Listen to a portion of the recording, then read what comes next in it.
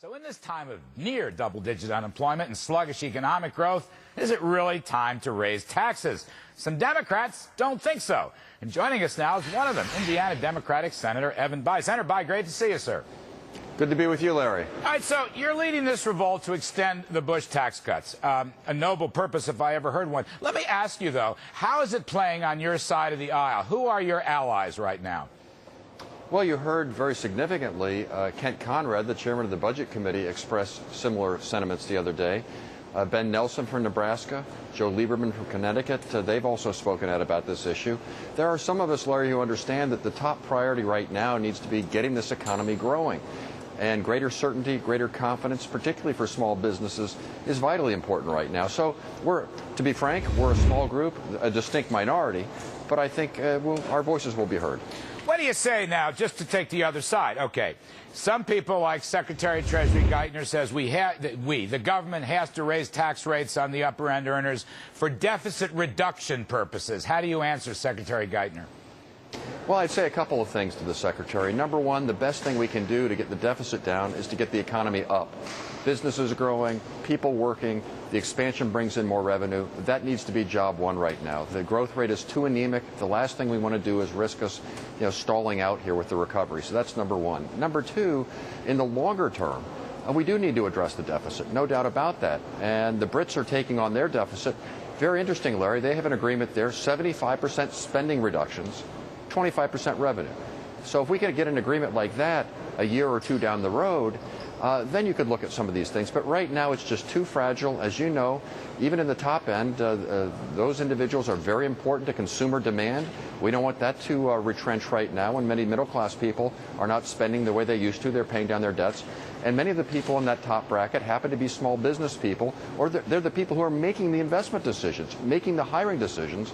The last thing we want to do right now is to reduce their confidence and make them fearful for the future. Is this an argument you're making now? You're broadening the argument. It's very interesting you mentioned small business. Obviously, we talked about it in our first segment. Obviously, President Obama is out selling his plan.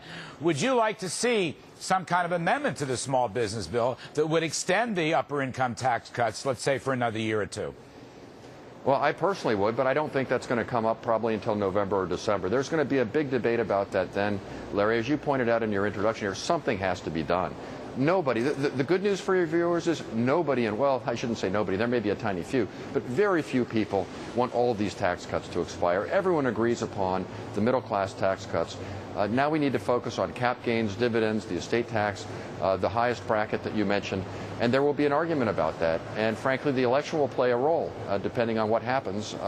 Either something will get done and an agreement will be reached before the first of the year to avert this problem, or it'll get kicked over to the new Congress with perhaps a temporary extension. We're just going to have to wait and see. And regrettably, that creates more uncertainty, which, as you know, in this environment is not helpful. Yeah, it really does create uncertainty. It's a good point. Senator, listening to you talk about this, you don't sound like a Democrat. I just can't help myself and say that. Well, can I interrupt for a second, Larry? Yes, there are a few of us Democrats who are in favor of growth and understand the role that the tax rates play in investment decisions and that sort of thing. So I'd like to think that there's room in our party for that kind of thinking too. Well, that's the thing, and this is something you mentioned, Joe Lieberman, and Senator Lieberman and I have talked about this. One of the great tax rate cutters in history was a Democrat. His name was John F. Kennedy, and the Kennedy-Johnson tax cuts helped trigger a pretty good 7-8 year boom in the 1960s. Are you harking back to the more moderate, JFK approach towards tax policy and moving away from what has become the standard Democratic approach, which is class warfare? Are you moving back to the old line? I think that there's no room for class warfare, Larry. That pits American against American. We're all in this together. Frankly, I want to see more people be successful.